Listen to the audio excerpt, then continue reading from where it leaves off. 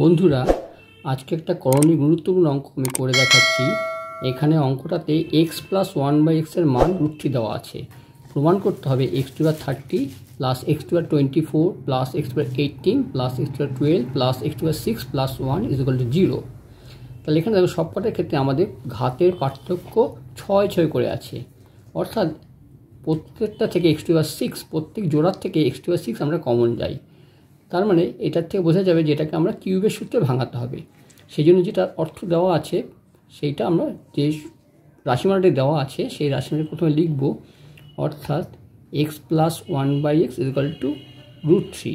এবার উভয় পক্ষে ঘন করতে হয়, তাহলে লিখে নেবে উভয় পক্ষে ঘন করে পাই x + 1/x whole cube = √3 cube.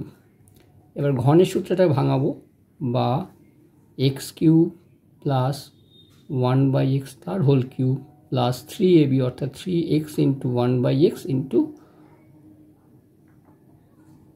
x + 1/x।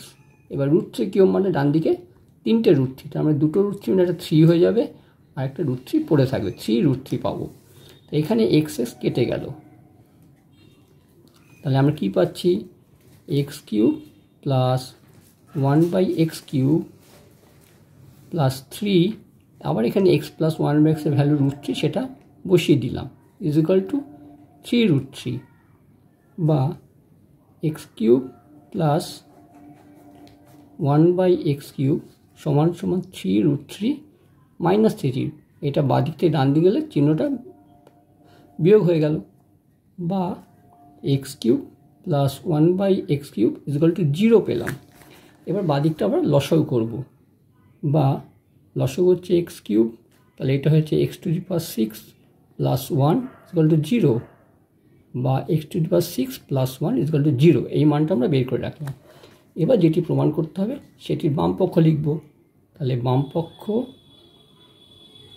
সমান x⁻30 + x⁻24 + x⁻18 + x⁻12 + x⁻6 + 1 সমান প্রথম দুটো থেকে x⁻24 কমন নেব, তাহলে পড়ে থাকছে x⁻6 + 1। পরের দুটো থেকে x⁻12 কমন নেব, তাহলে x⁻6 + 1, আর এটার থেকে 1 কমন নেব, তাহলে x⁻6 + 1। তাহলে দেখলে আমরা সব কটা থেকে x⁻6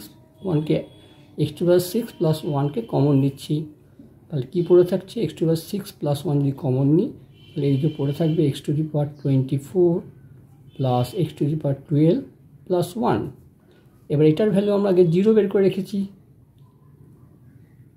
এটার ভ্যালু 0 বের করে সেইটা আমরা বসিয়ে, তাহলে 0 × x⁻24 + x⁻12 + 1 = 0 ডান পক্ষ পেয়ে গেলাম।